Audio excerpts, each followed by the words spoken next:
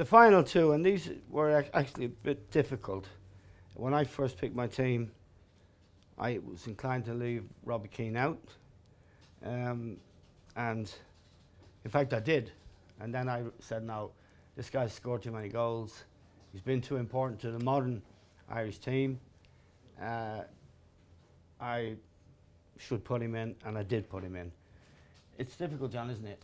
Very difficult to get the strike. With Robbie. Yeah, Robbie, but he scored, like Robbie's career is almost over now, so you can really judge his career. Again, like 4 or 5 years ago, you might have somebody else in, maybe Don Givens in there to set it, but he's actually produced brilliantly for Ireland. He's record goal scorer, his goal scorer, and I think he's at the stage of his career now, I mean, where he's coming to the end. Yeah. So we've seen what he's done, and I would certainly pick him in the best. Yeah, so he gets in.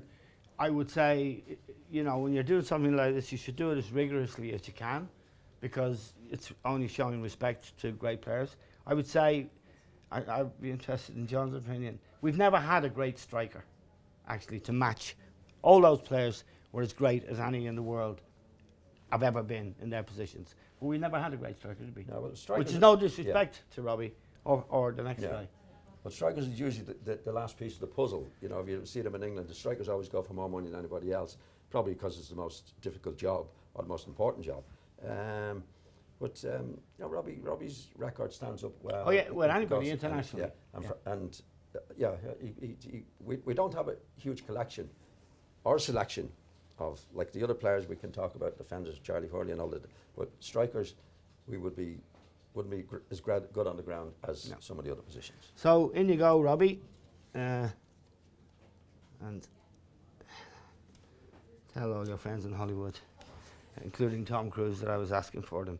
Now the last one is Frank Stapleton, and Frank was in my original team, and John actually was the manager of the Irish team who introduced a lot of our great players, David Leary, Liam and Frank, into the Irish team. And John will tell you more than I can about how good Frank was at his best, John. Yeah, I think he was. Arsenal. Yeah, I'd say, I mean, he would be up there with the best players that, say, England could pick.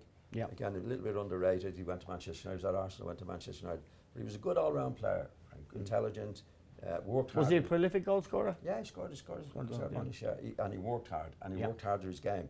Again, he was another lad that wasn't really gifted, like Liam, for example, but he's apparently, and well, I saw him, his attitude was great, and I think he made himself into a really, really top-class player, and a good goal-scoring record as well. Okay, so Frank's in. There's just one small problem I have, John, with this selection. I didn't leave myself out because of modesty. Well, why did you leave yourself out? Here's because the truth now. Here's the real. No, here's the real. I would have been ashamed.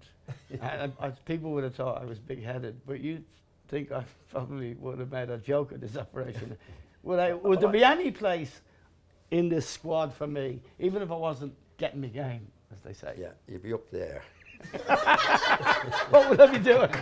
Watching the match. Doing commentary. Do the commentary, yeah. You'd be doing the analysis, giving me and everybody else a bit of stick and telling us how to play.